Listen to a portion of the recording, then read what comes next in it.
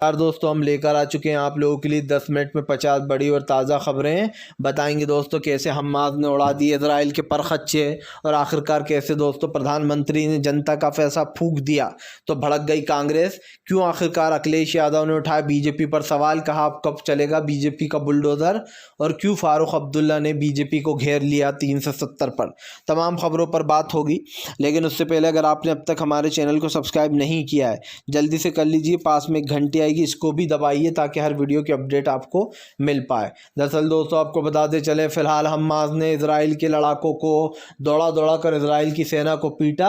Hamas के लड़ाकों ने दोस्तों कर दिया इजराइल के कई सैनिकों को ढेर। आपको बताते चले, हमास इजराइल की जंग में लगातार नया मोड़ आता चला जा रहा है, जहां एक बार फिर से है दोस्तों हमास ने इजराइल के कई सैनिकों को ढेर कर दिया है। आपको बताते चले, प्रधानमंत्री नरेंद्र मोदी ने दोस्तों राम मंदिर के दौरान प्रचार के दौरान दोस्तों उठा दिए करोड़ों रुपए जनता के फूंक दिए प्रधानमंत्री के भव्य स्वागत के लिए। दोस्तों आप समझिए, वहां पर इतना तामझाम किया गया कि लोग भी देखकर हैरान हो गए कि किसानों का कर्जा माफ़ करने के लिए सरकार के पास पैसा नहीं है, किसानों के लिए दोस्तों एमएसपी देने को पैसा नहीं है, लेकिन खुद के ऊपर पैसा उठाने के लिए बहुत सारा है। और ये देखने को कल हमें मिला भी। एक बार फिर से दोस्तों आपको बताते चले, आने वाला है बदलाव। जी हाँ, अखिलेश ने बीजेपी को घेरा। अखिलेश ने बताया योगी सरकार की गुंडागर्दी। दरअसल अखिलेश ने खास करके बीएसपी और एसपी के कार्यकर्ताओं में दोस्तों नगर निगम चुनाव में भिड़ंत हो गई, जिसके बाद आपको बताते चले वहां पर बीएसपी और एसपी के नेताओं को दौड़ा दौड़ा कर बीजेपी के नेताओं ने पीटा, दलित नेता को पीटा, जिसके बाद अखिलेश भड़क गया। उन्होंने कहा कि 2 दलित प्रत्याशियों को पीटा गया है और ये बहुत ही शर्मसार है कि आज भी दलितों को मारा जा रहा है। उन्होंने कहा कि फिलहाल हमारे जो नेताओं के साथ हुआ इस बर्बरता पर क्या कहेंगे, योगी अब चलेगा बुलडोज़र या चुपचाप रहेंगे। आपको बताते चले दोस्तों, एक बार फिर से जो है यहाँ पर गोरिल्ला स्टाइल में हूतियों ने कर दिया अटैक दोस्तों। जी हाँ, हूती बोले हम तैयार हैं, अमेरिका आ जाए। दरअसल दोस्तों हूती विद्रोहियों ने खुली चेतावनी दे दी अमेरिका को और कहा है कि हम बैठे हुए हैं, दम है तो आ जाओ। दरअसल दोस्तों साफ दिखाई दे रहा है अमेरिका और इजराइल के बीच की जंग अब आगे बढ़ रही है, क्योंकि यहाँ पर एक चीज़ मैं आपको बताता चलूँ कि इजराइल बार बार इस चीज़ को हमास दोहरा रहा है कि वो रुकने वाला नहीं है। तो उधर हूती जो है वो शिपों पर कहर बनकर टूट रहा है। यही कारण है जो अमेरिका हूतियों से लड़ने के लिए रणनीति बना रहा है, तो उसने खुली चेतावनी भी दे दी कि आना है तो आ जाओ। आपको बताते चले दोस्तों, एक बार फिर से जो है यहाँ पर ईवीएम पर उठने लगे सवाल। वरिष्ठ पत्रकार प्रशांत भूषण बोले दोस्तों, सुप्रीम कोर्ट के दोस्तों बड़े वकील बोले प्रशांत भूषण के ईवीएम को बंद होना ही चाहिए, ईवीएम में बड़े पैमाने पर होता है घोटाला।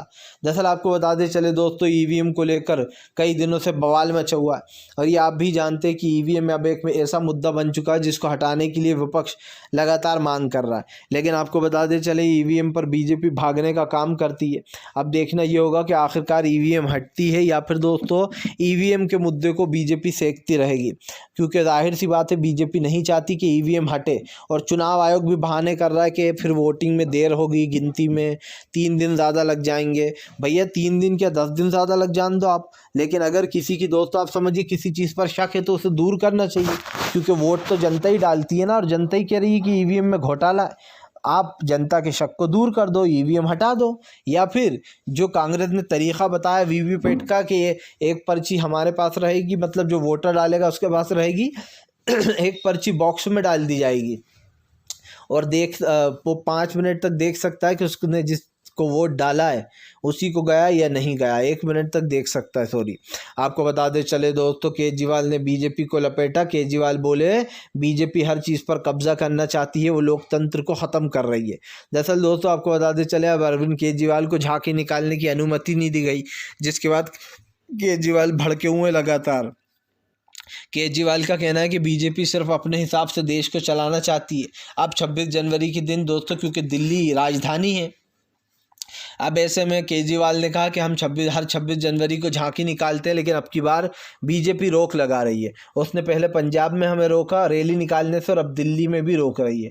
लेकिन दोस्तों दिल्ली तो राजधानी है, यहाँ पर बीजेपी नहीं रोक सकती, लेकिन उसके बाद भी वो इस तरीके काम कर रही है बीजेपी। आपको बताते चले दोस्तों, फिलहाल प्रधानमंत्री नरेंद्र मोदी के ऊपर भड़क उठाई जो है यहाँ पर संजय रावत बोले राम मंदिर के नाम पर सिर्फ वोट मांगने के लिए बीजेपी रणनीति बना रही थी और कुछ नहीं है। दरअसल राम मंदिर पर दोस्तों धर्म की राजनीति कर रही थी बीजेपी, और ये कोई और नहीं कह रहा दोस्तों, ये खुद जो है यहाँ पर इस तरीके की चीज़ें बोली जा रही हैं। आपको बताते चले, अब बीजेपी के कई नेताओं ने इस तरीके की पोल खोल दी, जिसके बाद कई चीज़ें बढ़ चुकी हैं और कईयों को दोस्तों इस चीज़ पर जो है यहाँ पर समझ में नहीं आ रहा कि क्या हो रहा है। लेकिन एक चीज़ तो साफ़ हो चुकी है दोस्तों कि फ़िलहाल काफ़ी कुछ बदल चुका है, जहाँ पर इस चीज़ को अब लागू करना होगा। आपको बताते चले दोस्तों, नीतीश कुमार बोले हमारी पार्टी में कोई दरार नहीं, बीजेपी फैला रही है झूठ। दरअसल नीतीश कुमार का ये फैलाया जा रहा है दोस्तों कि नीतीश कुमार की जो पार्टी है उसमें फूट है, तभी लल्लन सिंह ने जो यहाँ पर इस्तीफ़ा दे दिया और लालू के करीब पहुँच गए। जबकि लल्लन सिंह ने तमाम जो ये सवाल पूछे जा रहे हैं या फिर फैलाया जा रहा है, उन्होंने इसको बेबुनियाद बताया। उन्होंने कहा कि फ़िलहाल ऐसा कुछ भी नहीं है। सीधी सी बात यह है कि वो बाहर रहते हैं और अभी वो बाहर गए। मतलब इन तमाम चीज़ों के ऊपर जो बात हो रही है दोस्तों, इन्हीं मुद्दों को लेकर उन्होंने घेरा है।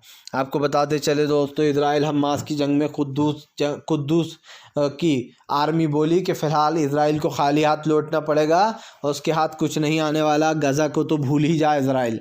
दरअसल दोस्तों, इजराइल लगातार ये दावे कर रहा था कि हमास ख़त्म होने वाला है और अब सब कुछ हमारे कंट्रोल में होगा। लेकिन दोस्तों, हमास को ख़त्म करना इजराइल के बस की बात नहीं है।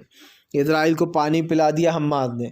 आपको बताते चले, अब बताया जा रहा है कि फ़िलहाल कुद्दूस जंग ने साफ कहा है कि फ़िलहाल तुम लोग खाली हाथ लौटने वाले हो, तुम्हें कुछ हासिल नहीं होने वाला। क्योंकि सीधी सी बात ये दोस्तों कि हमास का ही कब्ज़ा था गज़ा पर और अभी भी है और रहेगा। क्योंकि यहाँ पर एक चीज़ तो साफ़ हो जाती है, इस जंग में दोस्तों अब बड़े पैमाने पर बदलाव हो रहा है। लेकिन अब देखना एक चीज़ और होगा कि आगे क्या होता है, क्योंकि इस सिचुएशन में आने के बाद दोस्तों कुछ अलग ही माहौल हमें दिखाई दे रहा है। आपको बताते चले दोस्तों, प्रधानमंत्री नरेंद्र मोदी और जो है दोस्तों, आपको बता दें तमाम बीजेपी के नेताओं को राहुल गांधी ने लिया लपेटे में। राहुल गांधी बोले बीजेपी धर्म की राजनीति करती है तो हम कर्म की राजनीति करते हैं। राहुल ने कहा कि आज देश में भाई को भाई से लड़वा कर क्या फ़ायदा मिल रहा है, लेकिन बीजेपी की राजनीति को फ़ायदा होता है दोस्तों। जाहिर सी बात है, बीजेपी ये काम जानबूझकर करती है ताकि उसको चुनाव में इसका भरपूर फ़ायदा मिले। बीजेपी के दो काम हैं, चुनाव जैसे ही करीब आने वाला है, एक तो विपक्ष को ईडी के कब्ज़े में लेते चलो, विपक्ष को घेर लो, और दूसरा दोस्तों ये है कि बीजेपी इन मामलों में घिरी हुई है। क्योंकि ख़ास कर आप भी जानते हैं कि ये आरोप लगते ही रहते हैं बीजेपी पर कि वो इस तरीके काम करती है। आपको बताते चले दोस्तों, आखिरकार क्यों भड़कते हुए नज़र आ गए मल्लिकार्जुन खड़गे। खड़गे ने बीजेपी को लपेटा। खड़गे बोले 2024 में इंडिया गठबंधन की सरकार आएगी। जो जनता ढूंढ रही है विकल्प, वो विकल्प इंडिया गठबंधन है, जिस पर जनता पूरा भरोसा कर सकती है। सीधी सी बात ये दोस्तों, इंडिया गठबंधन में इतने सारे लोग हैं जो अच्छे से फैसला ले सकते हैं और देश कैसे चलेगा ये भी वो लोग ही डिसाइड करेंगे। लेकिन बीजेपी को इससे डर लग रहा है दोस्तों। सीधी सी बात ये है, जो अलायंस बना है बीजेपी अच्छे से जानती है, वो बीजेपी के ऊपर भारी पड़ेगा 100%। और इंडिया अलायंस को लेकर बीजेपी में डर भी है, इसीलिए वो अपने एनडीए को भी तैयार कर रही है। लेकिन जाहिर सी बात है, जब मुकाबला एनडीए और इंडिया के बीच में होगा तो जीतेगा इंडिया और बढ़ेगा इंडिया। तो सिंपल सी बात यह है कि इस चीज़ को जो बड़ा बड़े होर्डिंगों में लगाया गया है, ख़ास कर कहीं यहाँ पर जो यहाँ पर कुछ मतलब इसी तरीके की चीज़ें हो रही हैं जिसको लेकर अब घिर चुके हैं। आपको बताते चले दोस्तों, आखिरकार जो है यहाँ पर ईवीएम को लेकर अखिलेश यादव मायावती ने भी उठाए सवाल। अखिलेश बोले ईवीएम को हटाकर वीवीपैट से चुनाव होना चाहिए। जी हाँ, दरअसल दोस्तों आपको बताते चले, पहले जैसे चुनाव होते थे वैसे ही कराना चाहिए और ईवीएम को हटा देना चाहिए। कांग्रेस जब इस मशीनों को लेकर आई थी तो 2 बार लाल कृष्ण आडवाणी ने कहा था कि कांग्रेस की जीत का सबसे बड़ा कारण ये चीज़ें हैं। तो उन्होंने जो चीज़ें बताई थी उस चीज़ को लेकर दोस्तों ये साफ दिखाई दे रहा था। आपको बताते चलेंगे, फ़िलहाल यहाँ पर काफ़ी बड़ी बड़ी चीज़ें होने वाली हैं, लेकिन अब देखना ही होगा कि आगे क्या होता है।